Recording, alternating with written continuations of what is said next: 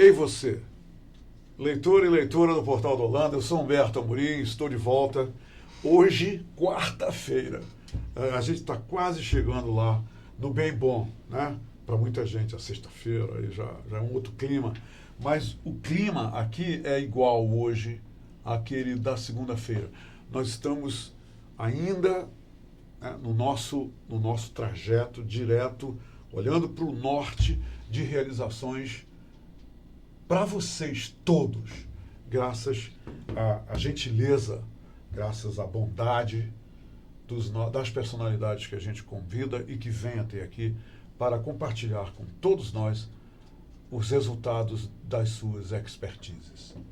Hoje nós vamos tratar de um assunto, é tão interessante esse assunto, e eu me fascinei quando a Marla Freire me mandou o release desse assunto, que eu queria dar uma mergulhada nele, né?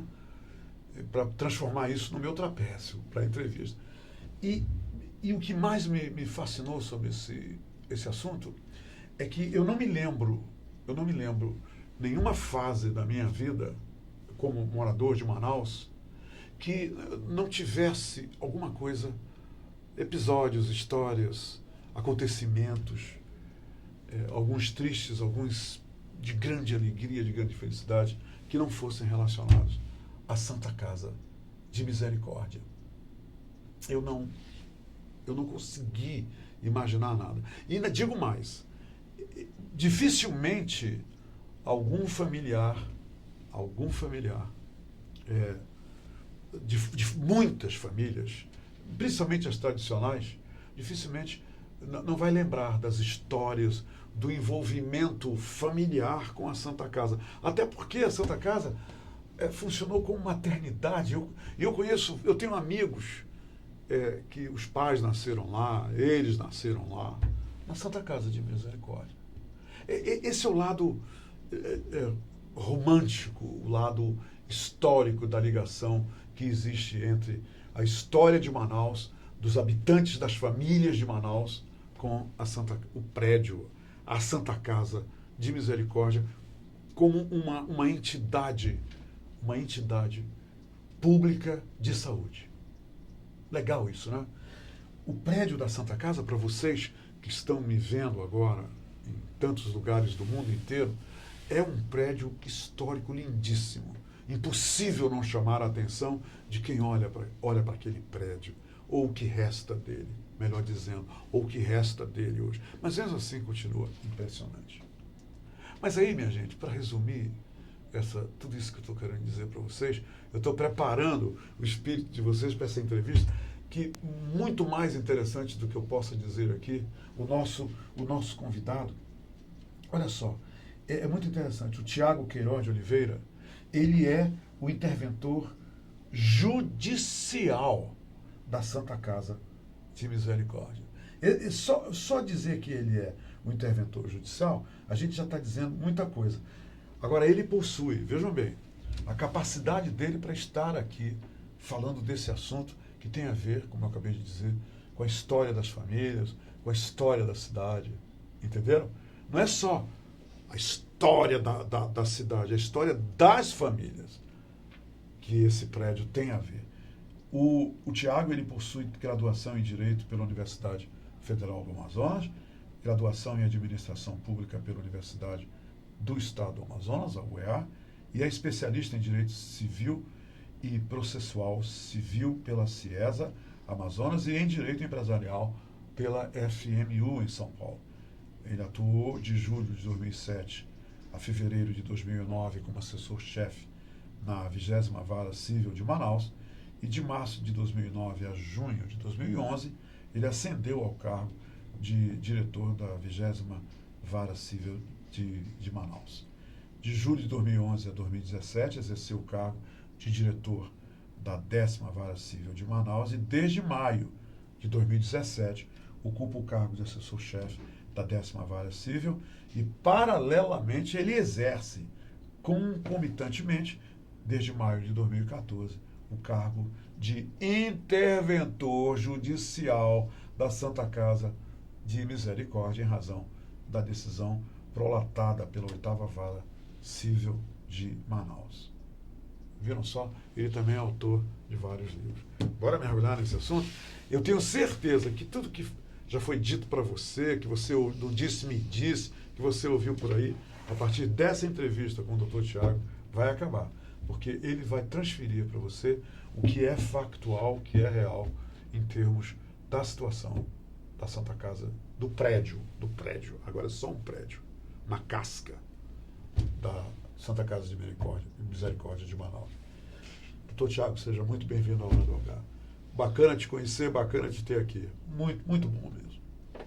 Muito obrigado. Primeiramente, saúdo os nossos telespectadores. Boa tarde a todos. É uma honra e um privilégio estar participando dessa entrevista com você. Eu estou aberto a perguntas para esclarecer a população, de modo geral, a respeito da Santa Casa de Misericórdia de Manaus. A Santa Casa funcionava tudo bonitinho, doutor Tiago, né?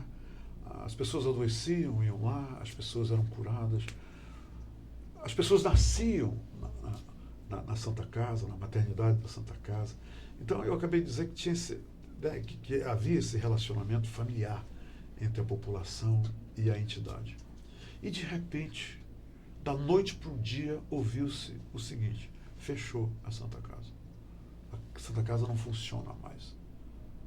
Aí todo mundo, o quê? Todo mundo de queixo caído. O que houve? Bora começar por aí, isso aqui. Nos relate, que eu sei que o senhor é detentor do conhecimento de toda essa história a partir do momento que a Santa Casa deixou de funcionar como tal. O que houve? Pois sim. Isso é um terreno complicado, porque... Movediço. E seria temerário e leviano da minha parte afirmar qualquer verdade sobre fatos dos quais eu não participei. Então, eu assumi em 2014. A Santa Casa oficialmente encerrou suas atividades em dezembro de 2004, ou seja, 10 anos antes de eu assumir a instituição. O que eu colho são depoimentos, são narrativas. Claro.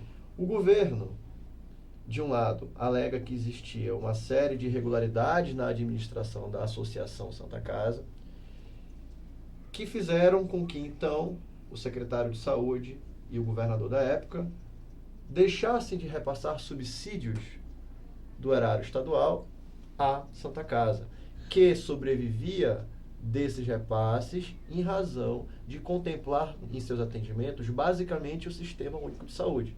Tanto que as pessoas que se dirigiam à Santa Casa, a maior parte, não pagavam pelo atendimento. É óbvio que existia uma outra parte dos serviços que era destinada a convênios, mas o forte da Santa Casa e o grosso, por assim dizer, provinha desses subsídios que o Estado destinava, versava à entidade para que ela continuasse funcionando. E a partir do momento que o governo decidiu não mais repassar esses subsídios, ela não teve mais capital para continuar girando aquela estrutura, que era uma estrutura pesada. Nós fomos de um hospital aí com centenas de leitos. Me diga uma coisa. Em 2004 fechou a Santa Casa. Pá, né? Aí as coisas começaram a acontecer. E vem rolando. Aí, de repente, começou a grande divulgação através das notícias de que tinha gente morando lá dentro, o prédio estava caindo, devido à chuva o teto não estava mais lá. E, quer dizer, a gente só, quem mora em Manaus, lendo notícias de coisas absurdas ocorrendo lá dentro. Eu gostaria, então, que agora o senhor relatasse, a partir de 2014, essas coisas absurdas que aconteceram lá dentro e por quê, né? Eu já deixo as duas perguntas. A Santa Casa teve que ser leiloada. Quer dizer, a impressão que a gente tem, doutor Tiago, é que de 2014 para cá, vamos deixar, o senhor tem toda a razão, o que está atrás disso aí, é que aquilo ali estava o Deus dará, ninguém queria saber de nada, deixa para lá, esquece, vamos fingir que esse prédio não está aí. Aí essas ocorrências todas trágicas, terríveis, pipocando nas mídias locais. Nos conte sobre isso, por favor. Permita-me iniciar de trás para frente. Okay. O leilão foi a nossa 6ª estratégia. Ou seja, o nosso plano F, nós tivemos plano A, B, C, D e E. A nossa história com a Santa Casa... Tentando resgatar o retorno, o funcionamento disso, da entidade, era isso? Santa Casa são dois problemas, Humberto. O primeiro é o prédio. Esse era o nosso incêndio. É óbvio que há o interesse público na sua preservação, uma vez que ele é tombado tanto pelo IPHAN quanto pelo município de Manaus. Então, a partir do tombamento, presume-se de modo absoluto o interesse público em sua conservação. Isso é um dado relevante. Então, nós precisávamos recuperar aquele imóvel para que ele tivesse de novo a sua função social, para que a ele fosse restituída, sobretudo, a saúde, né, naquele recinto. E nossa trajetória se iniciou, então, com o plano de desapropriação. Em setembro de 2014, eu submeti à Casa Civil e ao Governo do Estado do Amazonas um plano que perpassava pela desapropriação daquele imóvel. O prédio, ele é do governo do Estado? Não. Não é do O imóvel, quando eu assumi, o imóvel já se tinha informação, isso é um dado importante, que era particular, estava no domínio privado. Olha só. Então, o governo precisava desapropriar o imóvel para se apoderar daquele bem. E, em troca, pagar uma indenização à instituição. Com essa indenização, nós pagaríamos, então, os nossos credores, mormente os trabalhistas. O governador achou o plano formidável e acolheu, de modo a decretar a desapropriação em 23 de outubro de 2014. A nossa petição é de setembro, ele decretou em outubro. Óbvio que existia um interesse eleitoral em razão do pleito ao governo de 2014. E ele se locupletou dessa votação, e o que não havia nenhum impedimento, tanto que creio que não tenha sido perseguido na justiça eleitoral, nem pelo Ministério Público por qualquer delito eleitoral, qualquer atividade incompatível. Ele fez isso de modo lícito. E após a sua eleição e a sua assunção como governador, já no mandato que se iniciou em 2015, ele abandonou essa desapropriação. Então, o que ele prometeu na campanha eleitoral, e isso tem vídeos de YouTube Quer dizer, dizendo virou promessa de campanha, tão somente. Promessa de campanha. Ela não se converteu em programa de governo, digamos assim. Tanto que no site da Santa Casa, existe uma matéria que nós publicamos, logo no início, quando se abre o site, em que aparece o governador dizendo: se eu for eleito, eu vou construir um hospital oncológico infanto-juvenil na Santa Casa. Então, essa era a promessa.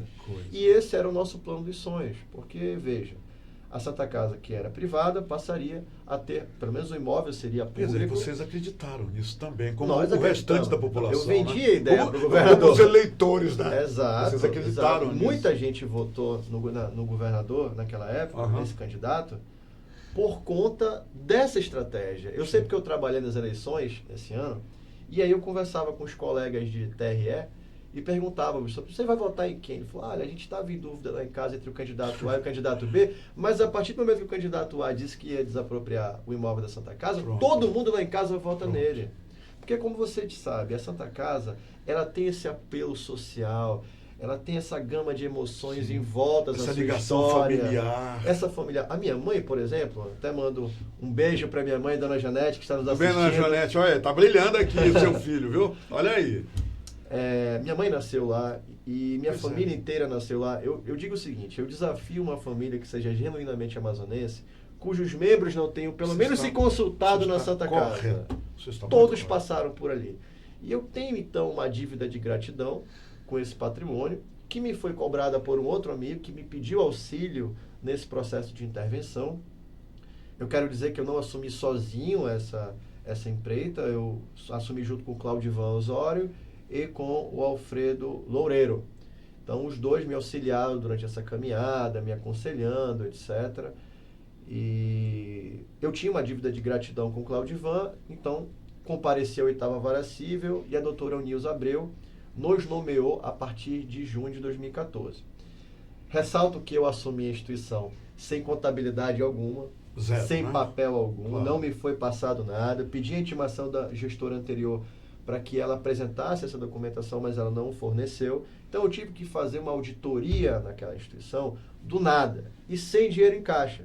Porque a Santa Casa tem 2 milhões agora, quase, e meio de reais, por conta do depósito da FAMetro. depósito inicial. Mas até agora, novembro de 2019, nós não tínhamos um centavo em caixa. Zero. Então eu tive que desenvolver habilidades e aprender a fazer coisas que eu não sabia porque eu não podia pagar ninguém para fazer para mim. Então a Santa Casa serviu como um grande aprendizado, né? Me enriqueceu bastante em termos de conhecimento, porque eu tive que aprender a fazer as coisas. A ser web designer, a ser assessor de imprensa, a ser porta-voz, a ser o auditor, o advogado, enfim. E não me arrependo, para mim é uma honra e um privilégio vestir a camisa e honrar as cores daquela instituição. E retomando a questão da estratégia. Então, o governador abandonou a desapropriação, sob o argumento de que não existiam recursos para saldar as obrigações que ele havia assumido em campanha eleitoral. Pois bem, então, eu não coloquei os meus ovos no mesmo cesto. Eu dividi em dois cestos. O primeiro era a desapropriação, que era uma desapropriação administrativa, ou seja, era um concerto entre a Santa Casa e o Poder Público Estadual. E o segundo cesto era o da ação contra o município de Manaus. Vamos tratar dessa ação. Ok. É uma obrigação de fazer que tinha por objetivo condenar o município, compeli-lo a restaurar aquele imóvel. Por que o município tem essa obrigação de restaurar o imóvel? Porque procedeu ao tombamento do prédio. O município, em 2004, publicou uma relação de imóveis protegidos pelo tombamento. E a Santa Casa está nesse anexo. Então, a partir daquele momento, o município, além do poder de fiscalização, etc., do poder de polícia inerente à atividade, ele tem uma responsabilidade subsidiária sobre o imóvel. O artigo 19 do Decreto-Lei 25 de 1937 estabelece que se o proprietário de um bem tombado não possuir recursos suficientes para engendrar as reformas necessárias à sua preservação, então o poder público, ou seja, o ente político que o tombou, deve proceder, então, a essa reforma. E com base nesse artigo, nós movemos uma ação e nos sagramos vencedores em primeira instância, com o doutor César Bandieira, em segunda instância, no Tribunal do Amazonas, o município foi até o Superior Tribunal de Justiça e nós vencemos também no Superior Tribunal de Justiça, e essa decisão de restauro transitou em julgado em novembro de 2018. Porém, desde 2016, desde 10 de julho de 2016, nós iniciamos o cumprimento, ou seja, a tentativa de efetivação dessa decisão de restauro. E foi arbitrada pelo juízo, então, uma multa de R$10 mil ao dia para a hipótese de descumprimento da ordem. Isso para o município? Para o município de Manaus. Ok. Então, de 10 de julho de 2016 até agora, já se acumula um valor de mais de R$10 milhões. De multas? De multas, por descumprimento de ordem judicial. Então, o Brasil é um país que é uma democracia muito pequena. O nosso Estado Democrático de Direito ele é muito diminuto, ele precisa crescer muito, porque as instituições não se respeitam. Então, o Executivo Municipal jamais respeitou a ordem do Judiciário. Se nós estivéssemos num país em que as instituições se respeitassem reciprocamente, é óbvio que essa decisão de restauro já teria sido cumprida há muito tempo e, além disso, o imóvel já teria sido recuperado há bastante tempo. Nós não teríamos tido tantas mortes. Eu contabilizo, disse aqui para o Humberto antes, 7 homicídios hediondos grávidas. Ocorreram dentro do que restava do prédio? Dentro da Santa Casa. Ela se transformou num cemitério. Uma casa de milagres se tornou num cemitério. Um cemitério. Num antro de criminalidade. Eu relato... Isso até recentemente, não é? Sim, eu relato o caso aqui, por exemplo, de 2015, de uma ossada humana que foi encontrada lá, era uma criança entre 10 e 16 anos, não se sabe o sexo, degolada. E em julho de 2017 nós temos a grávida que faleceu na Santa Casa, né, morta, assassinada pelo namorado. Então, nós temos muitos crimes, e assim, eu estou falando de homicídios, mas se você for contabilizar estupros, furtos e roubos, isso cresce assustadoramente.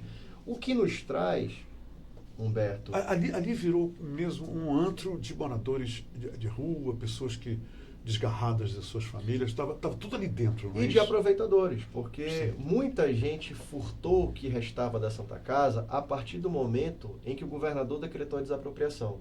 Eu não sei porquê, poderia ter sido até se fazer um estudo sociológico, por que a Santa Casa se deteriorou tanto nos últimos 5 anos? E isso começou com a desapropriação. Então a desapropriação ela foi extremamente maléfica para a instituição e para a sociedade, porque ela atraiu os olhares da população para o prédio, Claro. inclusive de meliantes. Exato, virou né, prédio público, e o que desses é público é meu também, né? desses gatunos É. que surrupiaram primeiramente a cobertura do imóvel. Foi, começaram Então, por aí, as né? telhas, tiraram as madeiras, e aí foram levando o que existia. Então, até, por exemplo, dezembro do ano passado, eu fiz vários flagrantes lá de moradores que eram subcontratados pelo criminoso para retirar o que restava da Santa Casa. Eu me refiro a camas inservíveis, Sim, né? sim, Peças de metal que sim. pudessem aí ser reaproveitadas de uma outra forma. Então a Santa Casa transformou isso numa terra de ninguém, digamos assim. Doutor Thiago, me diga uma coisa. Por exemplo, eu vou citar isso. A artesã Rosa dos Anjos, ela encetou uma campanha de abraço da Santa Casa. Isso foi amplamente divulgado nos jornais, em todas as mídias. Isso que ela fez fazia parte de um dos seus planos, quer dizer, planos envolvendo o interventor judicial, quer dizer, e muitas pessoas foram lá, abraçaram a Santa Casa.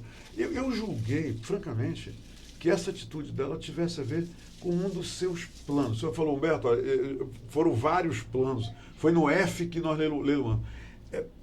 Essa atitude individual tinha a ver com tinha a sua aprovação e a aprovação das pessoas responsáveis pela manutenção ali do prédio? Não. Esse movimento foi iniciado de modo alheio à instituição. Nós não sabíamos desse abraço, dessa campanha. Não sou o contrário. Eu penso que essas manifestações democráticas são legítimas. É a população, é a sociedade demonstrando o seu sentimento pela Santa Casa. Nós só não levamos isso adiante porque nós trabalhamos num campo mais pragmático, ou seja, nós precisávamos resolver o problema. Claro. E nós queríamos que um abraço na Santa Casa, por mais valioso que ele fosse em termos de sentimento, ele não resolveria por si só o problema da instituição. Nem poderia. Até porque nem a caneta do ministro da STJ sensibilizou o prefeito de modo a compeli-lo a cumprir a ordem de restauro. E além do restauro, ele foi condenado a fazer a segurança da Santa Casa. O que não foi feito ou foi feito? Não, nunca foi feito. Nunca foi feito. O que me dói foi o seguinte, que se tivesse uma segurança do município ali, houvesse a guarda municipal, enfim, tomando conta, ou então uma empresa contratada pelo município para fazer a segurança, muitas vidas não teriam sido ceifadas. Interessante. Tá? Então houve uma omissão do município nesse contexto. Uma omissão específica do município nesse contexto. Ao descumprir a ordem judicial e não prover o serviço de segurança. E agora? Agora a notícia que né, atingiu todo mundo e todo mundo. Olha só, olha o que está acontecendo. A FAMetro participa de um leilão e torna-se, né, a nova proprietária do que resta, né, do prédio histórico da Santa Casa de Misericórdia. No leilão, o que houve e qual é a situação hoje em relação à FAMetro? Está tudo resolvido? Ponto pacífico? A partir de agora, a FAMetro vai assumir e vai fazer com aquilo lá o que for melhor para a população? Sim. Até o presente momento não houve nenhuma retromarcha. Eles já fizeram o depósito, inclusive, já fizeram o depósito inicial, pediram parcelamento dos 75% do preço em 30 parcelas, o que deve ser autorizado pela juíza que cuida do processo. Não vemos isso como um problema, afinal de contas, eu digo que se ele fosse alienado pelo valor mínimo, que correspondiam na época a 8 milhões, nós já estaremos felizes, porque essa primeira parte do problema Santa Casa seria resolvida. Bateram o martelo por quanto? Por 9 milhões e 300 mil. 9 milhões e 300 mil. E o leilão foi, como eu disse, a nossa estratégia F. Depois da desapropriação e da ação contra o município, nós ainda ajuizamos uma ação contra o Estado, a União e o IFAM, com base no tombamento, e na desapropriação, e com base para cobrar essa campanha, essa promessa do governador. Existem outros capítulos que irão... Não, nós ajuizamos essas ações. Onde que eu quero chegar com isso? Que depois do plano C, nós passamos para a iniciativa privada. eu saí dessa esfera pública, eu parei de litigar contra o poder público, ou então de apostar as minhas esperanças no poder público e direcionei, então, canalizei a minha atenção para a iniciativa privada. Eu disse, veja, eu exauri essa questão perante os governos municipal, estadual e federal, e como não consegui resolver, eu não posso esperar o prédio cair. Existem pelo menos... ia acontecer isso? Existem 3 laudos. A Defesa Civil do município já laudou 2 vezes, a Defesa Civil do Estado 1 vez, e a Secretaria de Patrimônio Histórico da SEC, da Secretaria de Cultura, também já laudou 1 vez, e todos eles já certificam um risco de desmoronamento do edifício. Então, esse era um risco que trabalhava e me incomodava. Isso ficava sobre os meus ombros, me espreitando. Então, eu dizia, eu preciso resolver o problema do prédio. Então, nós partimos para a iniciativa privada. Houve um cidadão que se interessou, inclusive queria constituir uma fundação para adquirir esse patrimônio, mas não honrou a promessa e nos fez perder tempo. Partimos então para a estratégia E, que foi o leilão na Justiça Federal. Em junho, no dia 28 de junho, ele seria leiloado, mas por uma ordem da primeira vara federal, esse imóvel foi uma solicitação da primeira vara federal, o juízo da quinta vara federal houve por retirar o imóvel da asta pública do leilão. Então nós, por um triz, não conseguimos leiloar em junho. E aí partimos então para o leilão na Justiça Estadual. E recebemos diversas críticas, sob o argumento de que se fosse tão fácil, se fosse assim, por que a Santa Casa não teria sido leiloada há muito mais tempo? Se é para leiloar o que é público, isso já deveria ter acontecido há muito mais tempo. Então por que não aconteceu? E isso é uma questão interessante. Primeiro, a Santa Casa não é pública. Existe um interesse público, um interesse social na sua recuperação, por conta do tombamento. Mas ela é uma associação, ou seja, ela é uma pessoa jurídica de direito privado. Ela é particular. Me diga uma coisa. Pois não. Agora, já temos em caixa 2 milhões e tanto, né? Certo. É resultante do leilão. Existem ainda o quê? Cobradores, fornecedores, e eu vi no destaque do release 115 famílias que deverão ser beneficiadas com esse recolhimento. Qual é o plano que o senhor pode falar para essas pessoas, para os fornecedores e todo mundo que... Eu acho que até a própria Amazonas Energia, tem muita coisa envolvida. Esses 9 milhões serão utilizados justamente para isso, para liquidar essas pendências, doutor Thiago? Durante a minha auditoria, eu cataloguei 112 reclamatórias trabalhistas, ou seja, são ações julgadas e já em caráter definitivo de quem trabalhou lá pela Justiça do Trabalho. Ok. Então eu parti na minha auditoria do que já existe ajuizado. Porque quando eu assumi 10 anos depois, quem já havia ajuizado, ajuizou. Quem não fez, não teria mais prazo hábil para fazê-lo por conta da prescrição. Tanto assim que quando o governador anunciou a desapropriação, em 2014, eu recebi uma enxurrada de pelo menos 40 reclamatórias trabalhistas tardias. E todas elas foram rejeitadas pela Justiça do Trabalho, sob o argumento de que existia, então, a prescrição. Okay. Pois sim. Então, eu cataloguei 112 trabalhadores que buscaram o seu direito, que pleitearam e tiveram reconhecido o seu direito na seara trabalhista. Paralelamente a ele, eu tenho 2 credores da Santa Casa, que são trabalhadores que nós contratamos, uma proposta para fazer as audiências trabalhistas e o advogado para representar a instituição, já que eu não podia fazê-lo. E o meu centésimo, digamos, o número 115 da minha lista é um cidadão que vai ser o primeiro a ser pago. Eu não posso divulgar o nome dele, obviamente, nem a cifra. Né? É um indivíduo. Um indivíduo. Esse indivíduo, ele há 49 anos, quase 50, em janeiro agora, 14 de janeiro de 2020, vai completar 50 anos, que ele se acidentou no famigerado Sinistro da Caldeira. Olha só. Foi um acidente do qual você nome deve... lá ao bar do Caldeira. Ao bar do Caldeira. Olha só. O bar tinha o nome de uma santa. Naquela ocasião, ocasião, a caldeira da cozinha, não foi? Estourou uma caldeira, que era onde eram esterilizados os materiais médicos hospitalares da Santa Casa. E os destroços da caldeira, eles foram jogados explodir em via pública. E os transeuntes foram prejudicados. Houve prejuízo, houve 3 mortes e houve alguns indivíduos que ficaram aleijados. Isso há quantos anos? Há 49 anos. 49 anos. Então, esse cidadão, ele se acidentou na caldeira. Ele ajuizou uma ação em 70, teve uma sentença reconhecida em 82, só que a Santa Casa nunca fez o pagamento da sua indenização. E ele esperando aí. E ele esperando. Ele iniciou a execução disso em 2004, nós apuramos a dívida. Que E história! ele vai ser o primeiro a ser pago. Ele receberá a sua indenização. Receberá 50 anos depois.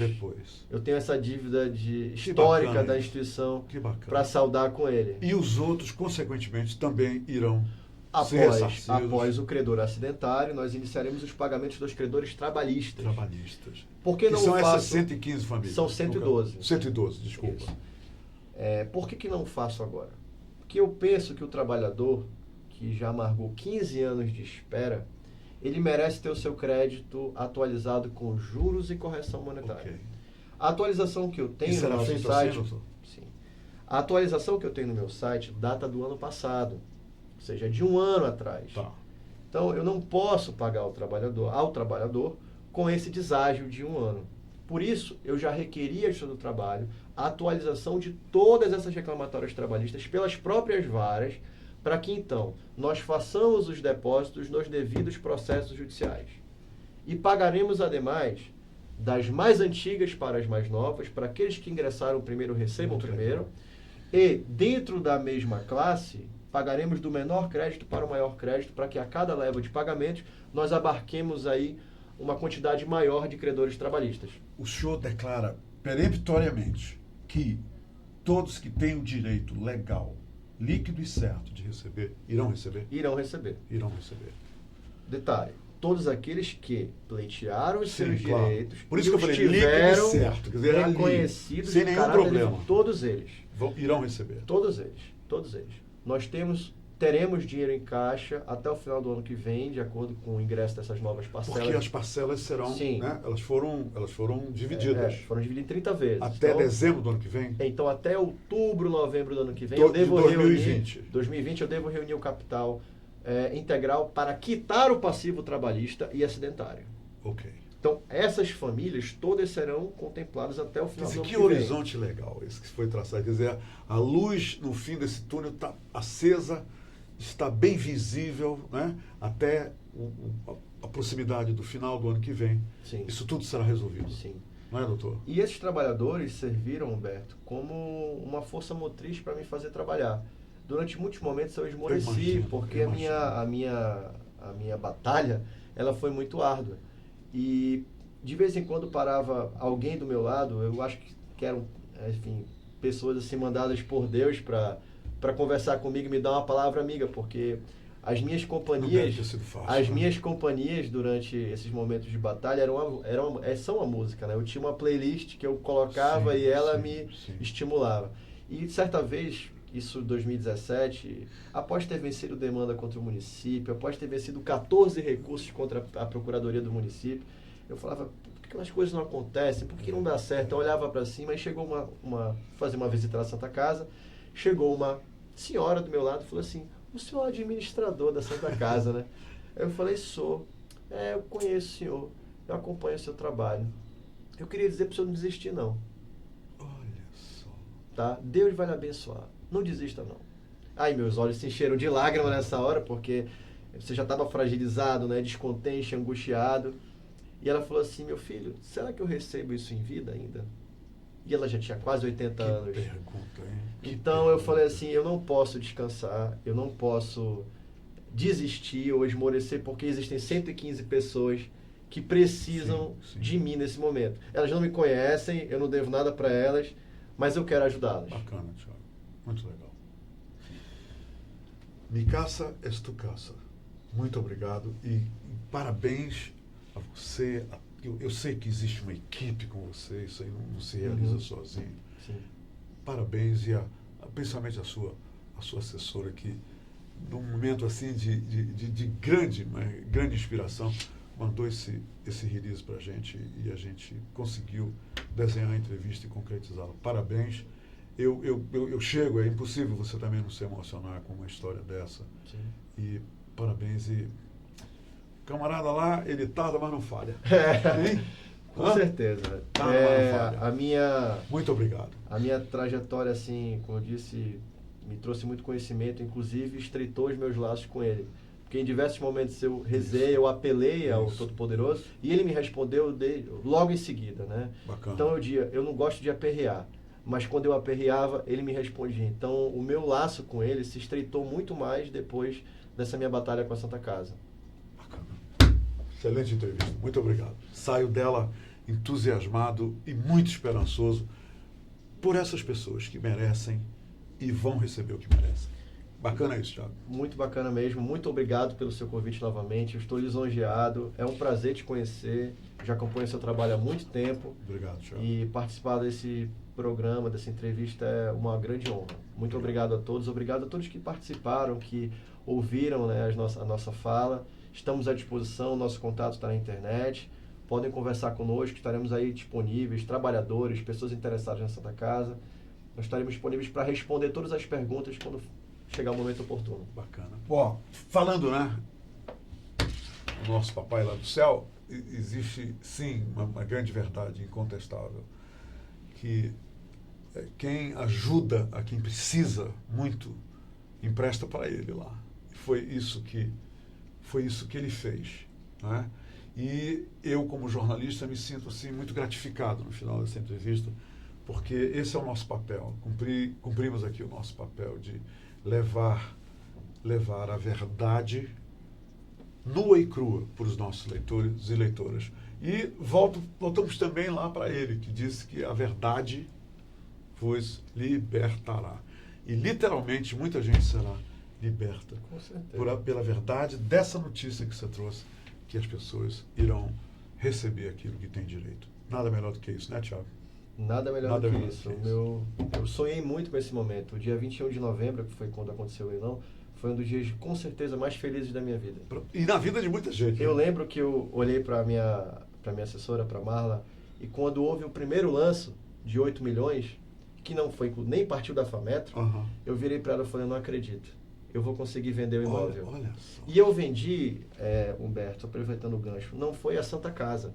Eu não alienei o CNPJ, não alienei a entidade.